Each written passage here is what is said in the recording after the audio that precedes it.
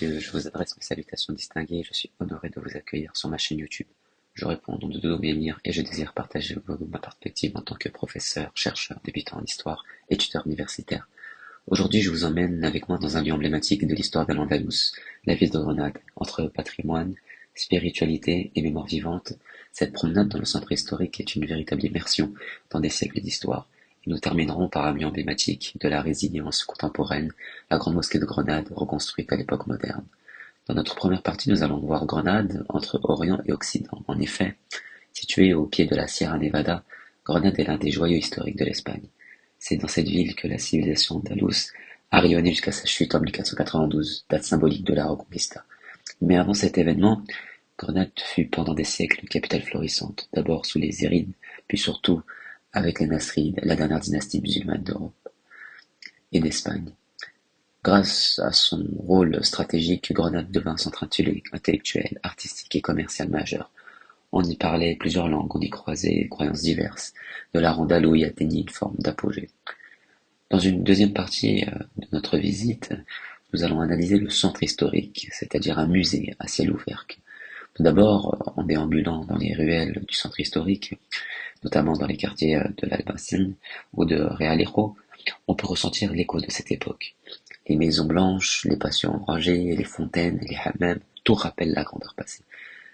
L'Albacén, classé au patrimoine mondial de l'UNESCO, est l'un des plus anciens quartiers de la ville. C'est là que s'élevait autrefois la Médina musulmane. En face, de l'autre côté de la vallée, se dresse l'Alhambra, symbole éclatant du raffinement nasride.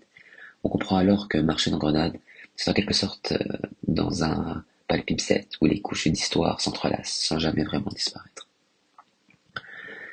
Pour notre transition que nous allons aborder, notamment entre le passé à la présence, il faut comprendre que Grenade est tournée vers son passé. Elle n'est pas figée, et c'est justement cette vitalité que l'on retrouve en découvrant un lieu qui est à la fois ancien dans son inspiration et contemporaine dans sa présence. La grande mosquée de Grenade, construite à l'orée du XIXe siècle.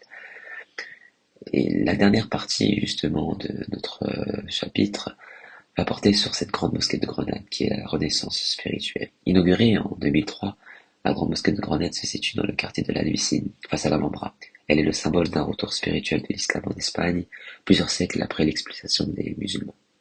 Moderne, mais profondément ancrée dans la tradition andalouse, cette mosquée a été pensée dans un style épuré, inspiré des arts andalous. Son jardin ouvert ou public est un havre de paix. Et depuis son esplanade, la vue sur l'Alhambra est tout simplement saisissante. Cette mosquée n'est pas qu'un lieu de prière, c'est aussi un centre culturel, un lieu d'échange, de dialogue et de transmission, fidèle à l'esprit andalou du vivre ensemble. Pour conclure, la visite de Grenade ne se limite pas à un simple retour vers le passé.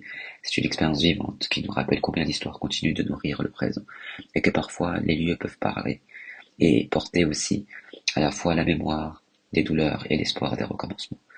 Merci de m'avoir accompagné dans cette tranche de vie. J'espère que cette réflexion vous aura été utile. Prenez soin de vous et à très bientôt pour une prochaine vidéo.